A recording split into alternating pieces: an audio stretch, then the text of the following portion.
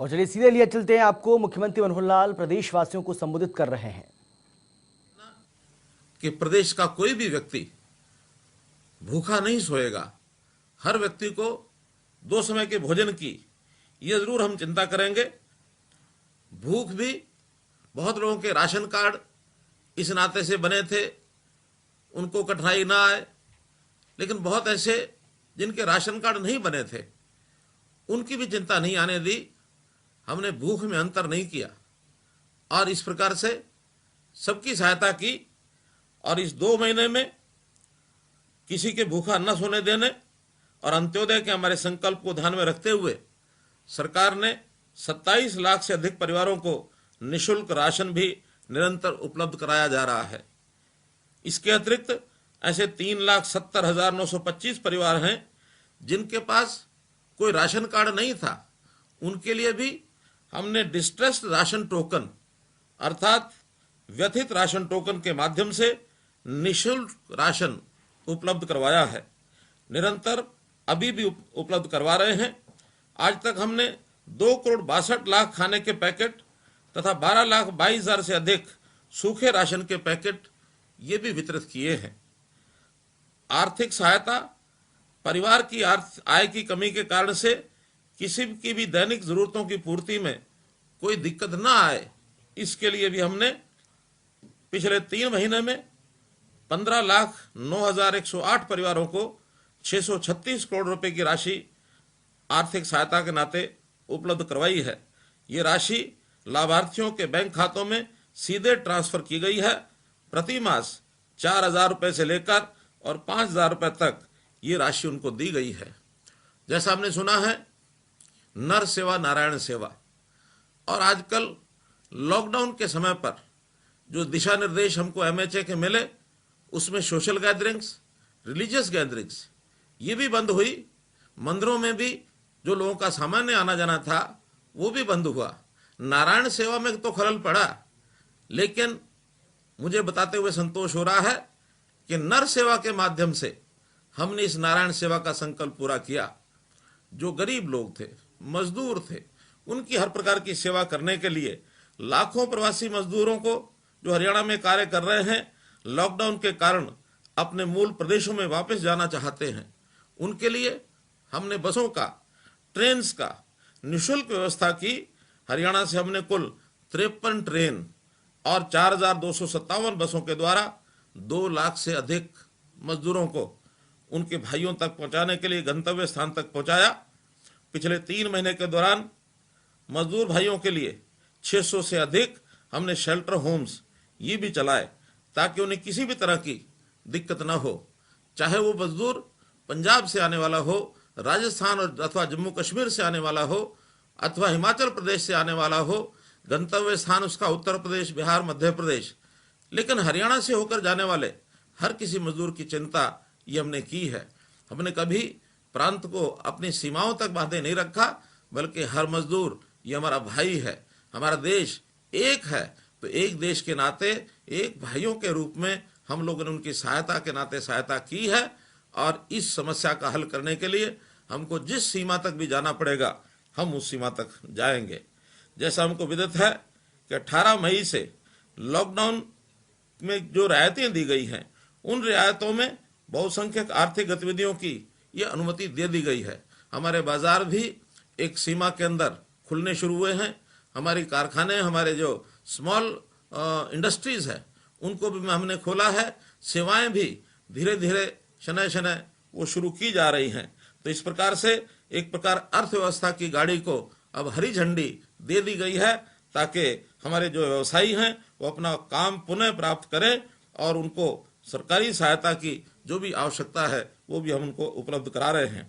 फिर भी जो लोग इस अर्थव्यवस्था की गाड़ी को चलाने में कठिनाई महसूस कर रहे हैं, ऐसे लोगों की सहायता के लिए अपने प्रधानमंत्री श्री नरेंद्र मोदी जी ने पिछले दिनों में एक बहुत बड़ा पैकेज, 20 लाख करोड़ रुपए का पैकेज, इसकी उन्होंने घोषणा की है। और उस घोषणा के माध्यम से हम लोग अपने इस आत्मनिर्भर भारत के नाते से आगे बढ़ रहे हैं। हरियाणा के किसान, मजदूर, गरीब, व्यवसायी, उद्यमी इसी पैकेज का पूरा लाभ वो पाएं, इसके लिए हर संभव प्रयास हम लोग करेंगे। और इसके लिए कुछ योजनाएं भी हरियाणा सरकार ने बनाई हैं। उस पैकेज को ध्यान में रखते हुए कुछ योजनाएं ऐसी हैं जिसकी मैं घोषणा करता हूं। सबसे पहले हमारे ऐसे विद्यार्थी हैं जिन्होंने अपनी शिक्षा हेतु ऋण लिया हुआ है।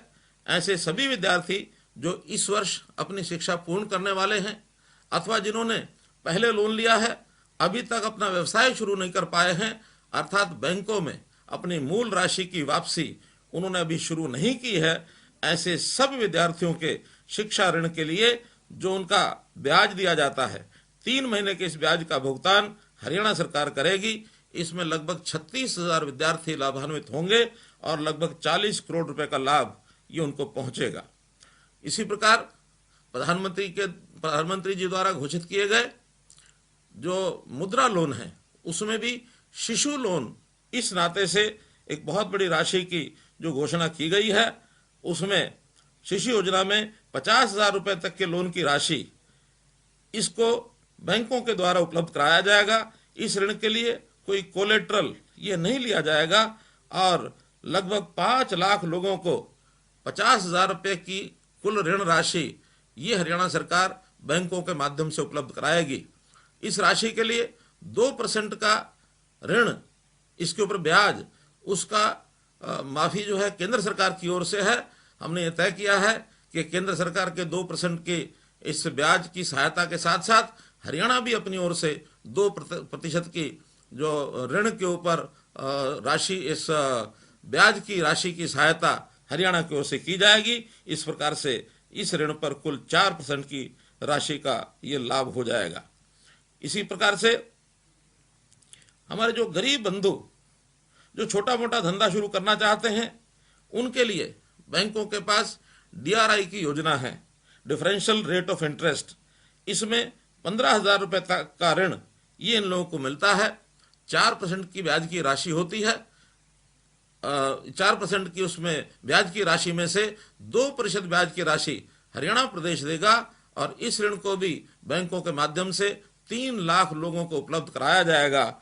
इसका भी जो गरीब लोग हैं अपना छोटा मोटा जो काम है, बिजनेस है, उसको वो शुरू कर सकेंगे। व्यवसायों को पुनः प्रारंभ करने के लिए बैंकों के ऊपर एक बहुत बड़ा दायित्व होता है। हमने देखा कि बैंक ऋण लेने के लिए आवेदकों को विभिन्न समस्याओं का सामना करना पड़ता है। पिछले 3 महीने में सरकार द्वारा आम आदमी तक मदद पहुंचाने के लिए ई-गवर्नेंस का व्यापक इस्तेमाल किया है। हम इस ई-गवर्नेंस को बैंकों के साथ आम आदमी को जोड़ने के लिए इसका भी उपयोग करेंगे और इसके लिए हम एक विशेष पोर्टल बनाने जा रहे हैं। बैंकों से जो भी सहायता हमको चाहिए किसी भी स्कीम में, जो अन्य स्कीमों के लिए भी जिसका घोषणा बाद में की जाएगी, उसको भी हम उस पोर्टल के माध्यम से आवेदन कर सकते हैं।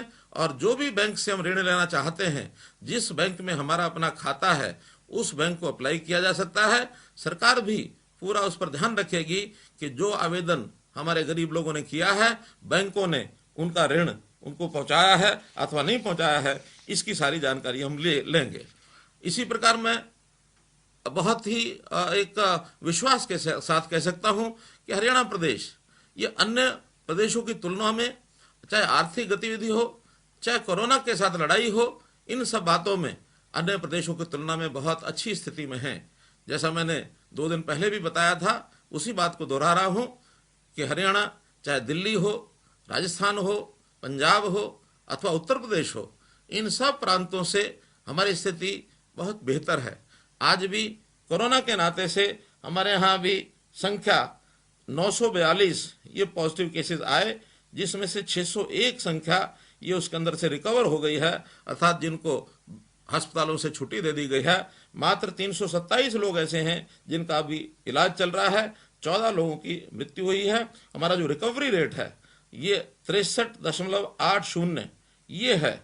और हमारे जो टेस्ट है पर मिलियन टेस्ट, यह भी बहुत अच्छी एक संख्या में 3,220 टेस्ट हमारे प्रति 10 लाख ये हो गए हैं, जो बहुत से प्रांतों से ये ऊपर हैं। यहाँ का जो हमारा डबलिंग रेट है, अर्थात ये भी एक पैमाना रहता है देश और दुनिया में कि कहाँ पॉजिटिव केस कितने आ रहे हैं। डबलिंग रेट हमारा 15 दिनों के बाद हो गया है। 15 दिन पहले जितने केस थे उससे आज डबल हैं। जो हमारे देश का जो डबलिंग रेट है वो इससे कम है। दुनिया में तो ये डबलिंग रेट बहुत ही कम है। इस नाते से हम अच्छी स्थिति में हैं। हम लोगों ने सुना जैसे कि देश के प्रधानमंत्री ने अपने देश को आत्मनिर्भर भारत बनाने के लिए जो विभिन्न प्रकार की घोषणाएं की हैं, उसके ऊपर एक एक करके भारत सरकार काम कर रही है। उसी अनुरूप हरियाणा सरकार भी जितना हमारा हिस्सा होगा, जितना हमारा शेयर होगा, हम उसको बखूबी ये लेने वाले हैं। गरीब लोगों की सहायता के लिए चाहे उनको ऋण लेने की बात हो अथवा मनरेगा जैसे विषय पर काम देने की बात हो, इसमें भरपूर सहायता केंद्र सरकार से हम लेकर के अपने प्रदेश के लोगों को देने वाले हैं। जैसे उन्होंने घोषणाएं की हैं, उसमें एमएसएमईज जो हमारे छोटे उद्योग हैं, लघु उद्यम है और छोटा व्यापारी है, इन सब के लिए जो 3 लाख करोड़ रुपए का एक पैकेज घोषणा की गई है, उसमें बहुत प्रकार के जो योजनाएं हैं उन योजनाओं को बनाया जा रहा है। एक एक योजना सरकार के माध्यम से, बैंकों के माध्यम से आप लोगों के सामने रखी जाएगी और उसका भरपूर उपयोग जल्दी से जल्दी वो मिल सके। चाहे उसमें गरीब लोग हैं, लेबर करने वाले लोग हैं, माइग्रेंट्स हैं, फार्मर्स हैं। ऐसे फार्मर्स के लिए अन्य जो सहयोगी व्यवसाय हो सकते हैं, उसमें मछली पालन है, पशुपालन है, एग्रो इंडस्ट्रीज हैं, इन सब के ऊपर बहुत बड़ी राशि सरकार के द्वारा खर्च की जा रही है। हमारी मार्केट, हमारी मंडियां, उनका मंडीकरण, ये भी इस प्रकार से बनाया जा रहा है ताकि किसी प्रकार की कोई कठिनाई ना आए और बिना किसी एक प्रकार से कठिनाई के हम अपने इस माल को, अपने उपज को ठीक रेट से बेच सकें, हमें रेट ठीक मिल जाए। जो कंपटीशन है, चाहे वो प्रदेशों में हो, चाहे पूरे देश के प्रदेशों में हो, उस कंपटीशन में अधिक से अधिक आय हमारे किसान की किस प्रकार से हो सकती है, इस काम के ऊपर पूरा ध्यान दिया जा रहा है। इसी प्रकार चाहे हमारा बड़ा उद्योग हो, कोल है, माइनिंग है, डिफेंस की चीजें हैं अथवा हवाई सेवाएं हैं, बिजली है, पावर जनरेशन, इस नाते से भी देश और दुनिया में जितने इन्वेस्टर्स हैं उनको बुलाया जा रहा है और उद्योग के नाते उनको जितनी सहूलतें हैं, ईज ऑफ डूइंग बिजनेस के नाते अथवा अन्य अपेक्षाएं, ये सब पूरी की जाएंगी ताकि अपना देश दुनिया के देशों में एक मजबूत देश बनकर के उभरे। जैसा हम जानते हैं कि 21वीं सदी ऐसा माना जा रहा है कि भारत की सदी है। भारत ने दुनिया को बहुत कुछ दिया है। भले अभी तक हम आर्थिक दृष्टि से उस कंपटीशन में नहीं आए थे, लेकिन आज परिस्थितियां बदल चुकी हैं। अब इस कोरोना के बाद हम नई प्रकार की जो भी जीवन जीने की शैली है, उस अनुसार हमको आगे बढ़ना पड़ेगा। हमारी आर्थिक जो गतिविधियां हैं उसमें भी परिवर्तन आएंगे, हमारा उद्योग बढ़ेगा, हमारी सेवाएं बढ़ेंगी और हमारा मूलभूत जो प्राइमरी सेक्टर है, कृषि के ऊपर जो निर्भर है, कृषि भी हमारे नए ढंग से हम करके आगे लाएंगे और दुनिया को एक अच्छा रास्ता हम दिखा सकेंगे। भविष्य हमारा है। हमारे इस भविष्य को आगे बढ़ाने के लिए हरियाणा भी पूरा योगदान करेगा।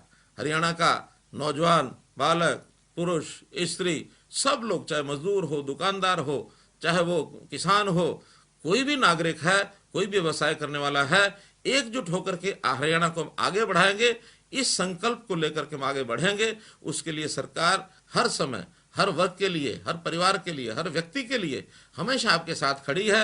आप चिंता न करें, हम एक संवेदनशीलता के नाते से हर वर्ग के लिए खड़े हैं, किसी की कोई कठिनाई नहीं आने देंगे। पिछले दिनों में जो हमने परिवर्तन किए हैं, जो रिफॉर्म्स किए हैं, ऐसे रिफॉर्म्स भी समाज के हर वर्ग को सहूलत देने के लिए किए हैं। जो आज तक की कठिनाइयां लोगों को आती थी, उन कठिनाइयों को कैसे दूर किया जाए, एक एक कठिनाई के ऊपर हम विचार कर रहे हैं। और उस रिफॉर्म्स का सबसे बढ़िया समय ये कोरोना का समय हमको ध्यान में आया, ताकि हम एक स्थान पर रह करके भी अपने सारे एडमिनिस्ट्रेशन को, सारे शासन व्यवस्था को चुस्त दुरुस्त कर सकें। इसके लिए बहुत काम हमने किए हैं। एक एक योजना आपके सामने आएगी। आने वाले दिनों में और भी कई योजनाएं आएंगी। निश्चित रूप से इन सबको समझ करके, लागू करके हम उसका लाभ उठाएंगे, ऐसा मेरा विश्वास है। हरियाणा निश्चित रूप से आगे बढ़ेगा। हरियाणा से कोरोना हारेगा, भारत से भागेगा। यही निवेदन करते हुए आपका बहुत बहुत धन्यवाद, बहुत बहुत आभार।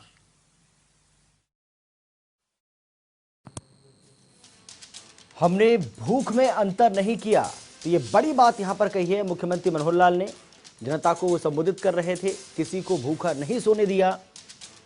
ये बात भी उन्होंने कही है। इसके साथ उन्होंने कहा कि 2,62,00,000 खाने के पैकेट हमने बांटे। मुख्यमंत्री मनोहर लाल प्रदेशवासियों को संबोधित कर रहे थे, जिसमें उन्होंने कहा कि आर्थिक गतिविधियों को अब धीरे धीरे हम शुरू कर रहे हैं। प्रवासी मजदूरों के लिए हमने फ्री ट्रेन की व्यवस्था की है, उनके लिए फ्री ट्रेन चलाई हैं और मजदूरों के लिए 4,257 बसें चलाई हैं। इसके साथ ही उन्होंने कहा कि 2 लाख से ज्यादा मजदूरों के घर पहुंचाया गया। 2 लाख से ज्यादा मजदूर ऐसे हैं जिनको उनके घर पहुंचाया गया। 27 लाख लोगों को फ्री राशन वितरित किया गया। इसके साथ ही उन्होंने कहा कि जरूरतमंद लोगों को लोन भी दिया जाएगा। सूबे का रिकवरी रेट 63% से ज्यादा है। इसको लेकर भी सीएम ने संतुष्टि जताई है। उन्होंने कहा कि प्रदेश में अभी तक 14 लोगों की जान गई है, जो कि बेहद दुर्भाग्यपूर्ण है। आर्थिक गतिविधियों को शुरू करने की उन्होंने बात कही है और धीरे धीरे हम देख भी रहे हैं किस तरीके से आर्थिक गतिविधियां जो हैं अब उनको शुरू भी किया गया है। प्रवासी मजदूरों के लिए फ्री ट्रेन